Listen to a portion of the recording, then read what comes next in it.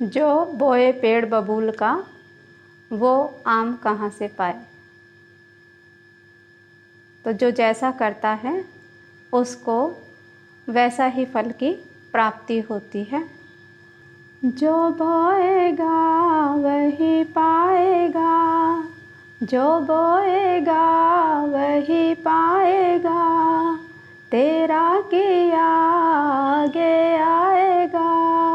सुख दुख है क्या फल कर्मों का, जैसी करनी वैसी भरनी, जैसी करनी वैसी भरनी। ओम शांति। कर्म का फल तो लौट कर तो ज़रूर आता है। एक बार एक बॉस जो अपने किसी कारणवश बहुत ही परेशान था, दुखी था, तो वो अपने ऑफिस में जाता है और वहाँ जा कर के जो अपनी चिंता थी, जो गुस्सा था, वो जा कर के मैनेजर पर उतार देता है, क्योंकि मैनेजर किसी कारण से थोड़ा लेट हो गया था। अब मैनेजर तो बॉस को कुछ बोल नहीं सकता था, तो वो उस गुस्से को फिर अपने अंदर ही रखता है और फिर वो शाम को धंधा धोरी निपटा के जैसे ही अपने घर पहुंचता है तो वो अपनी बीवी पर, पत्नी पर वो गुस्सा उतार देता है, किसी भी बात का बहाना करके उनके ऊपर चिल्लाता है। अब बीवी पति को कुछ नहीं कह सकती है, तो इसलिए वो क्या करती है, जो उनके घर में एक बड़ा बच्चा होता है उसको कोई काम बताती है, वो नहीं सुनता तो वो उसके ऊपर उतार देती है सारा गुस्सा पति का।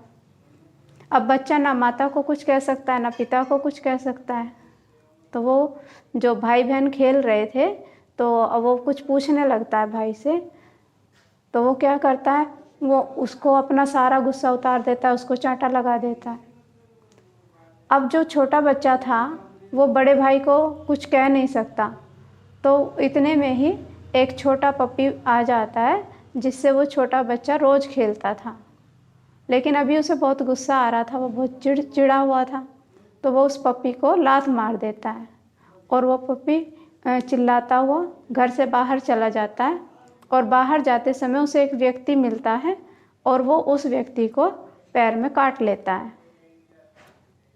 तो जब जो मैनेजर था वो घर के दरवाजे की बेल जब बजती है और वो बाहर आकर देखते हैं, गली में आकर देखते हैं, हॉर्न की आवाज़ सुनाई देती है गाड़ी की, तो वो देखते हैं कि जो बाहर जो व्यक्ति है जिसको उस पप्पी ने काटा है तो वो उनके बॉस थे, क्योंकि वो उनके घर पर आए थे उनसे क्षमा मांगने के लिए कि सवेरे मैंने बिना वजह से ही अपने मैनेजर को बहुत डांटा और चांटा भी मारा, तो उसके लिए वो क्षमा याचना करने आए थे, लेकिन उससे पहले उनका कर्म उन तक वापस पहुंच चुका था। तो ये है कर्मों की गुह्य गति। तो कर्म तो हमारे सामने आते ही हैं, इसलिए हमें ऐसे कोई भी कर्म नहीं करने चाहिए।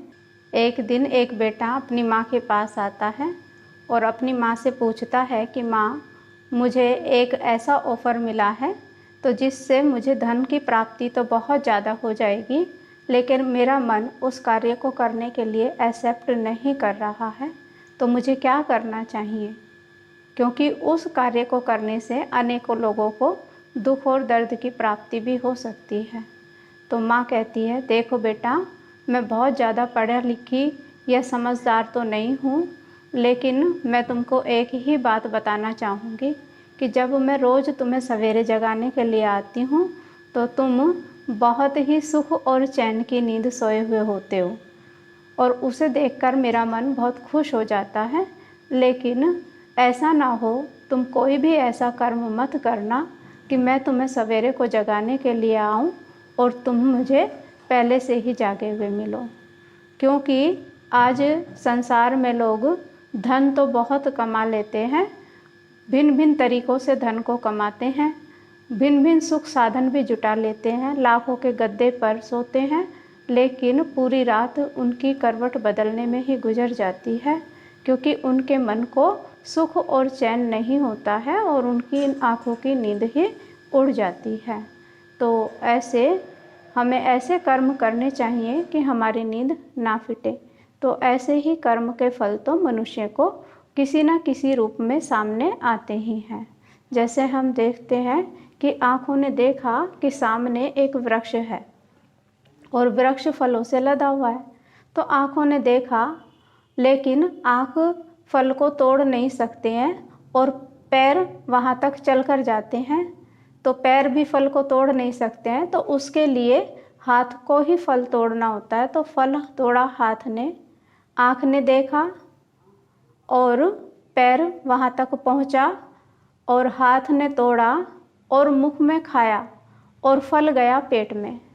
लेकिन उसी समय पर माली ने देख लिया और डंडे पड़े पीठ को। तो जब डंडे पीठ को पड़े तो पीठ बोली कि मैंने ऐसा क्या गुनाह किया जो मेरे को ऐसा दंड भोगना पड़ा, और आंसू आया आँख को। तो कहने का भाव यही है कि जैसा हम कर्म करते हैं तो हमें वो भोगना ही पड़ता है। तो ऐसे कर्मों की बड़ी गुह्य गति है। तो हर व्यक्ति को अपने कर्मों को ध्यान में रखकर ही अपने कर्मों को श्रेष्ठ बनाना चाहिए। ओम शांति।